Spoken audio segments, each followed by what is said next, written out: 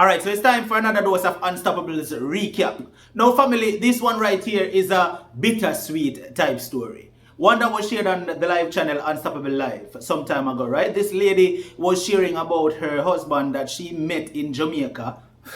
Obviously, right? She met this man in Jamaica and she fell so deep in love with him. She wanted to spend more time with him. She was in the US, he was in Jamaica. So she was spending so much money on him, bringing him over to the States for frequent trips. Every single month he would visit, then go back, then the following month he'd come back again, travel back to Jamaica, and that went on for quite a while before they got married. Enough money that spent on family. But anyhow, the saga didn't stop there. They eventually got married. He went to the US. He was there living with her, and it was just a roller coaster after that. The man even ended up sleeping on the floor. He refused to sleep on the very same bed with his wife. Family, listen to this story that was shared on Unstoppable Live. Check it out. So back in 2009, I was kind of single, and well, I was single, and I met a young man, and we met by social media. And so during that time, conversation, talking on the phone, all day, every day, started to build a relationship, and you know, and during that, time doing building the relationship, I realized that he had a visa. So I invited him, which I paid for him to come to the U.S. for a visit. So when he came for the visit, we found out that we kind of had like some emotional connections, and started to talk about taking the relationship to another level.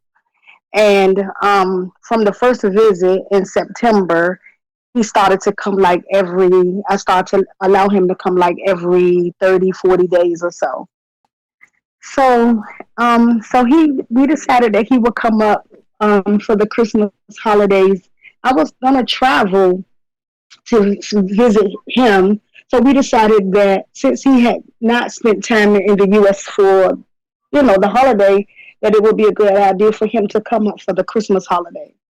And so, of course, I put the ticket, and he came up for the holiday, and it was really nice. We spent, quality time, went, to different places in the U.S., showed him around, took a couple of trips, and then he left to go back to Jamaica in January. But during that time, we kind of was talking about, getting married and moving the relationship to another level because, age and everything. And I was in, time that I was ready to settle down. So we decided that we would, probably take it to the next level. So before he left, I said, well, let's just start at least looking at rings and taking your measurements just in case while you're away, I decide, on a date that you could actually come up and we can, get married. Now, just out of curiosity, me have to ask this question. Who was buying this ring? Just out of curiosity, I have to ask this question. I bought everything. You say that again? I purchased everything. So we were looking at rings, and then I decided to pay down on the ring, and then we would, come up with a date. But nevertheless, during all of this time, like there were some red flags that I kind of ignored, Um, sometimes at night, when he returned back to his home, sometimes at night, it was always a phone issue. Like, oh, my phone is broke. Something is wrong with it. I dropped it, or it's not holding any calls, and it just cuts itself off. It's not holding a charge. So, of course, I wanted to make sure that he could speak to me. So I wanted to purchase him a phone. And I guess I got blindsided because he had a decent job. And, I'm looking for someone that can come and have something to bring to the table. And I looked at his work history and, family life. And so I kind of used that trying to gauge where I wanted to go with the relationship. So we decided quickly that we were going to get married in February. So he came up in February and it was a blizzard. But I had already planned this wedding. It wasn't a really huge wedding, but it was really intimate. let's And, let's a lot of people. let's make sure that the viewers are not getting lost here. All right. So you met him in Okay. 2009. He came hmm the very first month. What month he came? He came, I met him, I want to say late August, and he came like very first part of October. Okay. And then you got married in February of 2010. Yes. Why that soon? I don't know. You know, I, you know, until this day, I still don't know why. Like, even my parents was asking me, like, why so soon? You know, and I'm not gonna blame him for that part. I'm gonna blame myself. Was And the that reason why, was that your first time getting married? yes, You had any kids before that? I have one child, and he's an adult child. Okay. So it's not like I wanted to rush to have a baby or anything like that. I didn't plan on having any more kids because my son was an adult and I'd already had my first grandchild. So Mm-hmm. no. Um, so we got married at my expense. Um, it was very, like I said, it was very nice and intimate. And another reason why is because my stepdad, who had been in my life for like 30 something years, he was very sick. And so I kind of like wanted him to be a part of it in case something should happen, you know? And so we got married. He stayed. He decided he was going to stay because he had a choice to either stay or he could have gone back home. So during this time, like I said, there was a few red flags. So let me go back a little bit.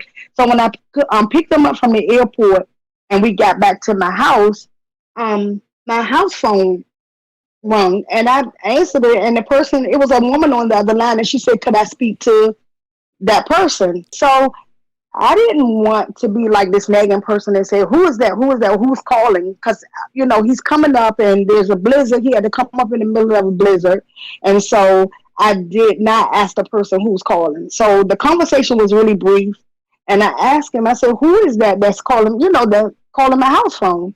And he said, "Oh, it's just somebody checking to make sure I made it okay." That was red flag number one. And so I didn't question it. It's getting ready to be my wedding in a couple of days. People are coming from all over across the city, the state. So I just wanted to be a joyous occasion. And so we did get married. Um, and life went on. We went on a small honeymoon. Life went back to normal. I went back to work, um, working two jobs sometimes, trying to maintain the household alone because he was here, but he was not working because he didn't have anything to work, so he was here during the day. Um, so second red flag is that I gave him a cell phone during this time. So not only am I maintaining the household, but I'm maintaining now a high cell phone bill. The cell phone bill was running me like 300-400 US per month because whoever he was communicating with, back home, he didn't take in consideration that I was paying this phone bill.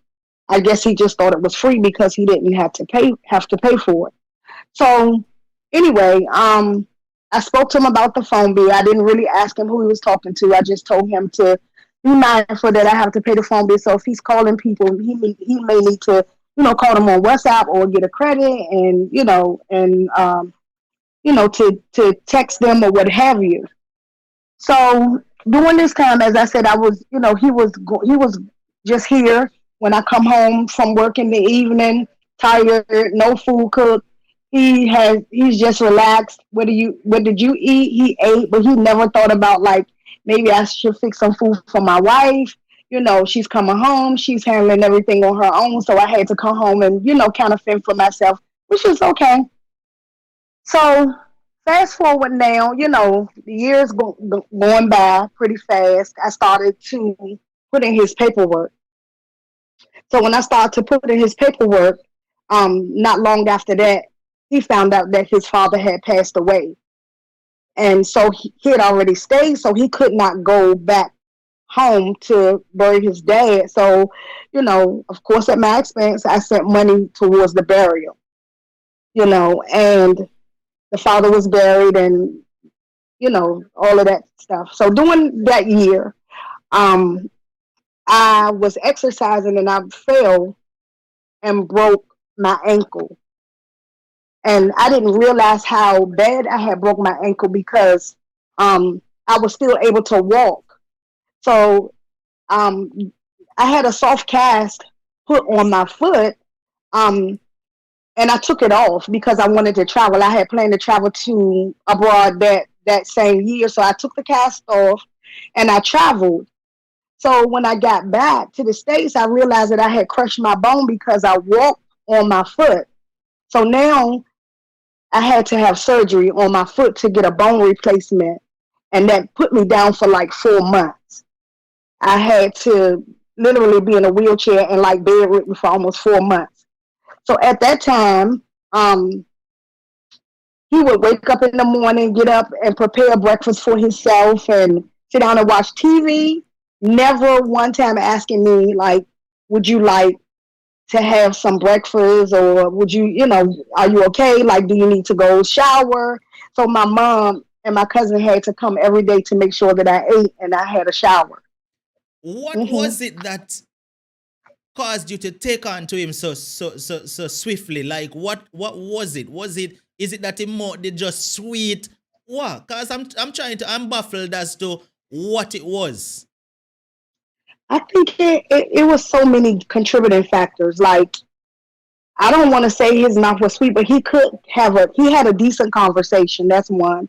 Number two, as I said, that his work ethics was really good. And I kind of got got connected with the family. So I was been in a relationship with the family and his son. Um, and maybe to be honest, maybe we as women, we get lonely. Like, you want someone. I was in a relationship previously that didn't work out. Me and the person, we went our separate ways, but we remained very close because it was a child that was involved, although it was not my biological child. So I was here, and I would guess you can say I'm just saying, hey, maybe I should just get married. Maybe I should have a husband of my own now.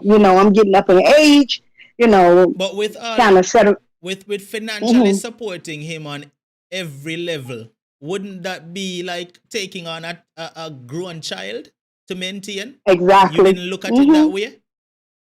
Not because I feel like the reason why I did not look at it that way during that time is because I wanted him to be here with me. But I did not realize the financial burden it would have on me until it was just like a disaster, until it was too late. So all right, so you got injured, right? You Yes. got Hmm. injured and you was bedridden for a while, right? Yes. And Hmm. not even at that point this man wanted to step up and take care of you. Nope. So what tell The only thing that he would do is push, like he would take me to the doctor. I still had to drive, but he would take me to the doctor and, and just kind of be there. He was just like there, but not there. You understand? He would just take me to the doctor and just hear what the doctor had to say. Because I had a hard cast on, they had to change it like every 2 weeks. I was, I couldn't do anything. I had to go to the doctor like every 2 weeks.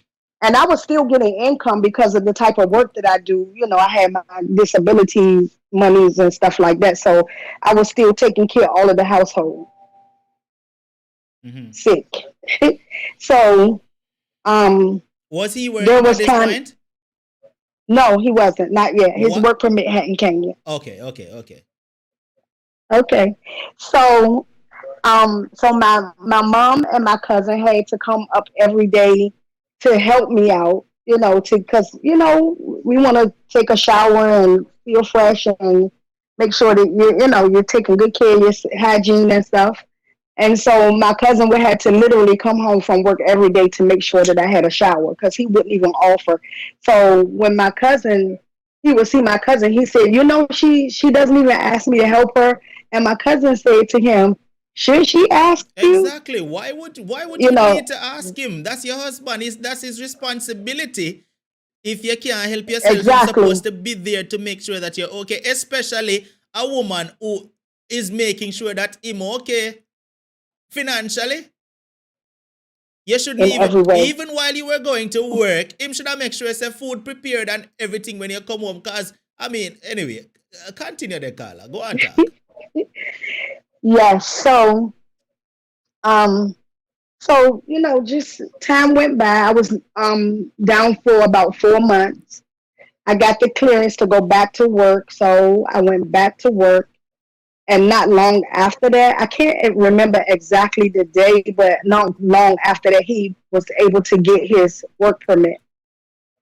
And I was so happy because I know now he would be able to work and contribute to the household because now, I've tapped into monies. Although I was getting disability, I still had to tap into monies, to maintain the household, medication, everything.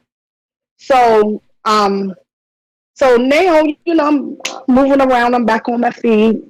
And when the work permit came, the first night I was like, let's celebrate. Like I was so excited, and got your work permit. I know I can get you a job because I know a lot of people, you know.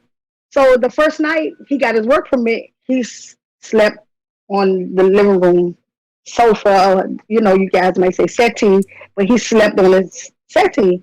So about 3 a.m. I woke up and said, "Why don't you come to your bed?" And he said, "He's not a child, and he can come when he feel like it." And I said, "That's true." I said, "I'm not saying it in no way. I'm just saying, like, you're sleeping on a settee. That's furniture. My money bought, so you should be sleeping in your bed." So he said, "Well, I can do one better," and he slept on the floor. And from that day forward, he slept on the floor for Wait 2 years. Wait there. Stick up in. So his paperwork came through Part of it. prior to the paperwork coming through. He was sleeping comfortably on the bed. Yes. Was there any kind of interaction between you and him during this time? What do you Sexual mean, like interaction. verbal? So at Sexual that point, interaction. it was never strong after the marriage. Like we didn't even consummate the marriage. It wasn't strong, and he contributed that to him not working and missing home and different things like that. So it was not that strong. Wait, you say You know, him so hold on there. So him there say him never want to do nothing with you because what? he wasn't working. He wasn't contributing. So him there say He's him used stressed to out. yes. So And then go ahead. question. So during this time you and him married, you not even consummate the marriage like you said.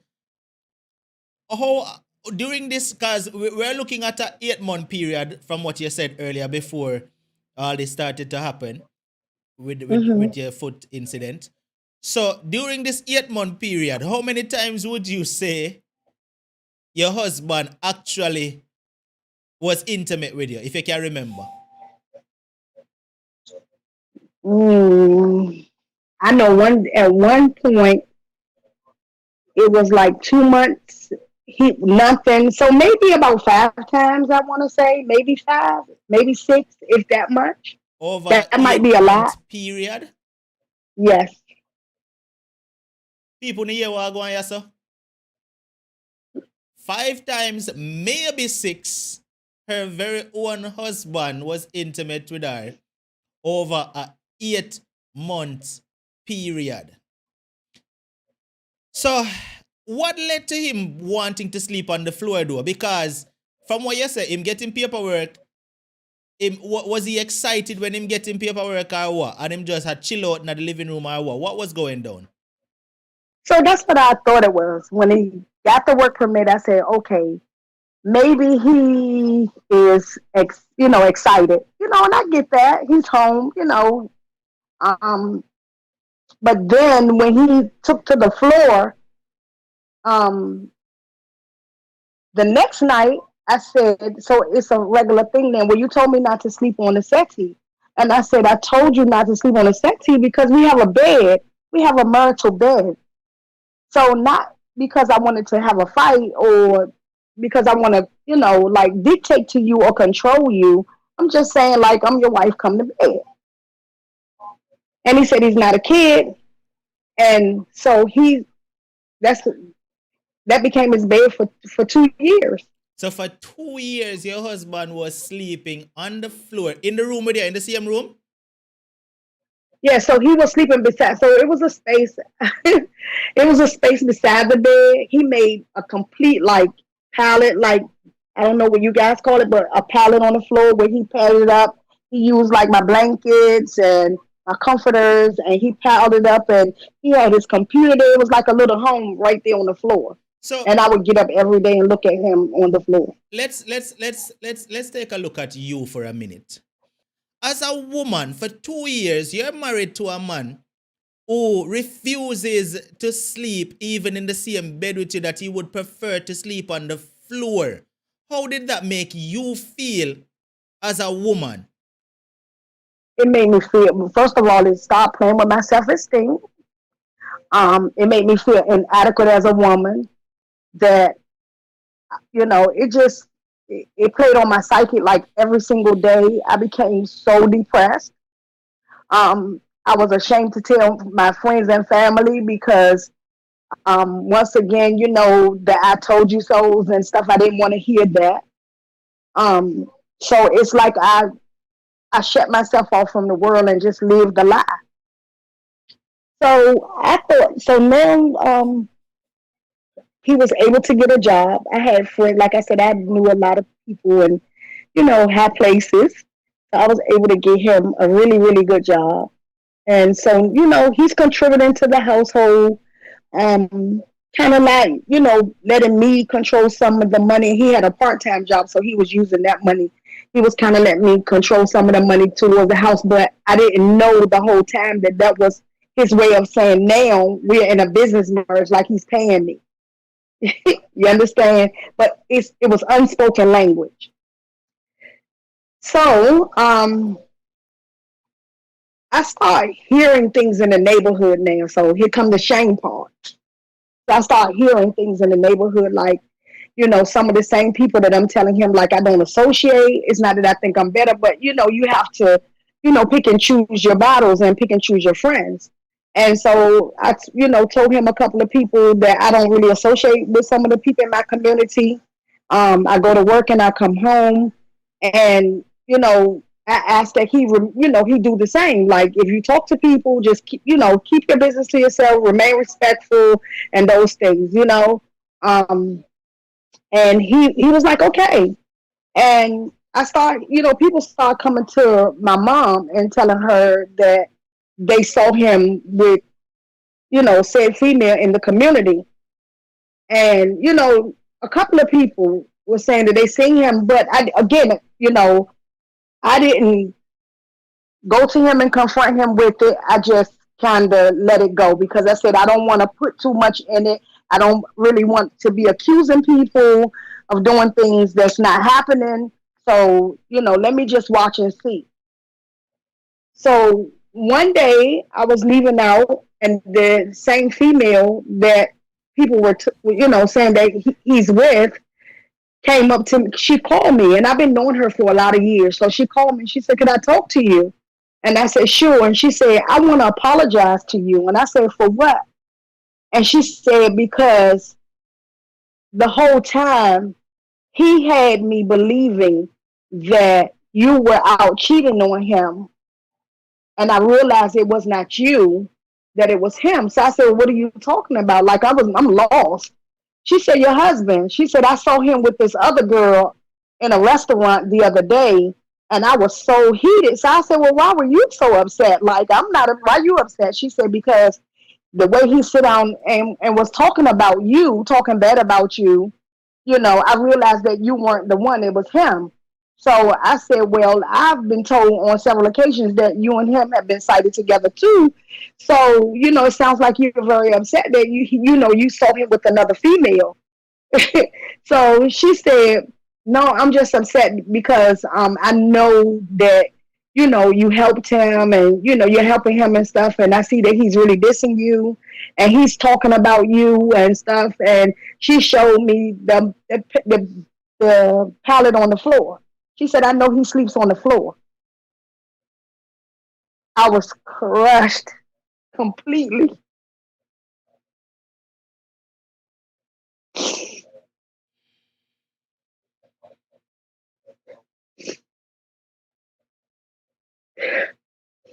I apologize. That's fine. That's fine. Let it right out. That's fine. I understand exactly how you feel. So, I came in the house and, now I'm upset because this girl knows all of my business. I had some female issues going on. It started to literally make me sick. So I had some female stuff going on at the same time after that. And so she knew all of that. She knew everything. And so I kind of confronted him and said, hey, this is things that I don't share with people in my community. Like, I don't just, you notice that my house is quiet. Like, I don't have women just coming in randomly sleeping, sitting on my couch for us to talk and, calling up women and just telling them my business, and things like that. So I told him it was like shame on me. Right.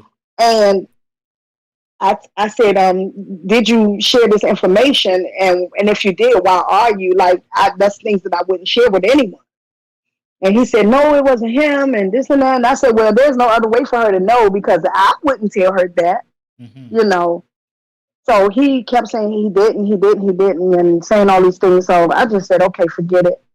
So long story short, he was going to work. He came in when he felt like it. As I said, he contributed to the household, but there was nothing between him and I.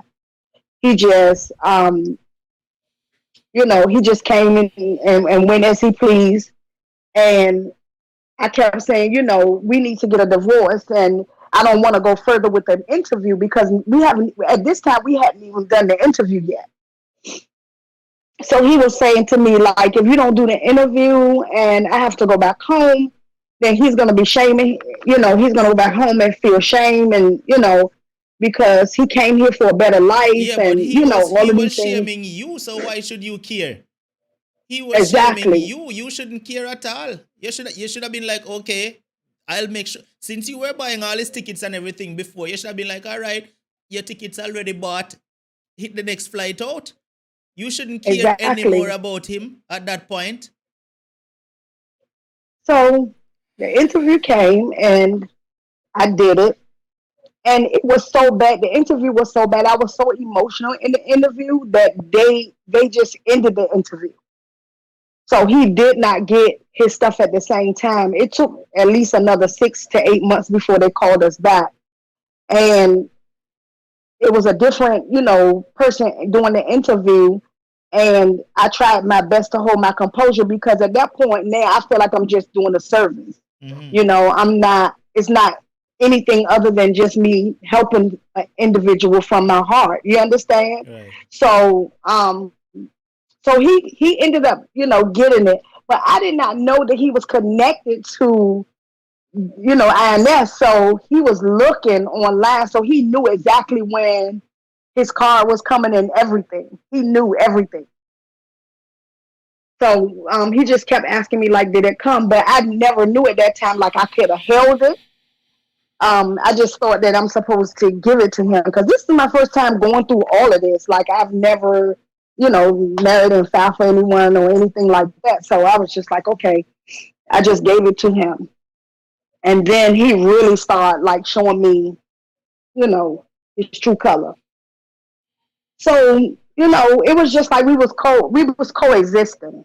We weren't in anything. We weren't in a relationship. So I was kind of like, I didn't sleep outside of the house because I still feel like there's a level of respect but I was just coming and going when I felt like it. And he was doing the same thing. So eventually, I was going back and forth to Jamaica, and he kept saying to me, like, did I meet somebody? And I'm like, why are you, not knowing that he's trying to build a case against me now?